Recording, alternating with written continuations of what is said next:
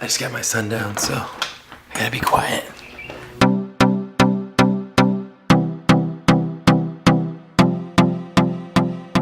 Beautiful outside. Yeah, I wanted to talk to you guys really quick. There was something that just kind of hit me when I was putting my son down to sleep.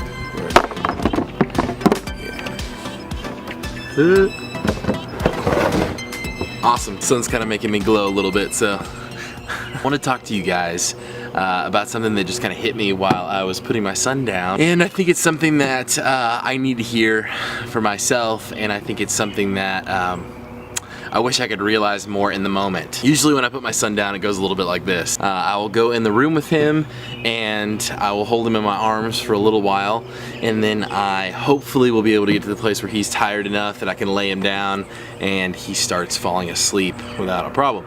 That is not often the way it goes. The way it often goes is that I go in the room, I hold him on me for a little bit, he's freaking out trying to get out, then he's talking to me, he's telling me all his ideas. You know, he's 20 months, so it's just a bunch of things I can't understand. I don't know what he's saying. So when I put my son down to sleep, he usually fights me hard. It could be midnight, he doesn't want it, he doesn't want to go down. What I have to do is kind of put myself into a place where I set my mind on a mission. Son, you're gonna go down to sleep. There's really no other option. Son goes to sleep. Well, something hit me. So after about 15 minutes of holding my son, kind of standing and doing this number, just going, you know, I'm just in this motion for like 15 minutes. No, maybe more. It may have been 20. It was a long time. And I'm sitting here. This is getting tiring. Had a little hum going, you know, a little huh, huh. And he was loving it. He's, you know, he's sitting there, his eyes are, you know, popping open and shutting and popping open. So I keep thinking, man, I've got him right where I want him to go. So in that moment, I've been doing that for about 20 minutes, you know, just hum, hum. And he's just, you know, he's in this trance, like sleep state, and I start getting bored. I'm thinking to myself, maybe I need to shift up positions, because this is kind of boring. I need to change what I'm singing.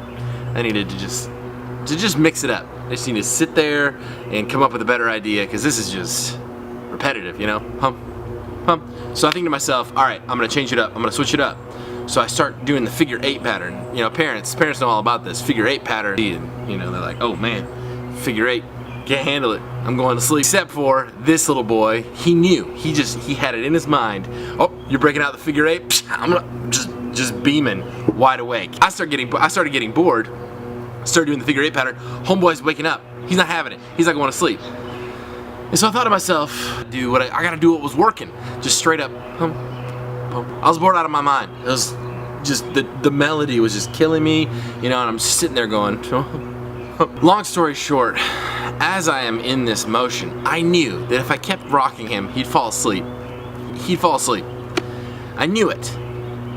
But in the other part of my brain, I'm thinking, I need to mix it up, because this isn't working. He's not all the way asleep yet. Maybe there's a better way. So I started trying to maybe think there's a better way, hence the figure 8 pattern.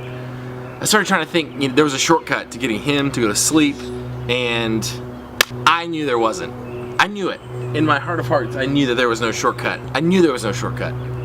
But somewhere there was a glimmer of hope saying, you need to do a figure 8. You need to move. You need to move around. You need to just dance. And that's when he woke up. Moral of the story is this.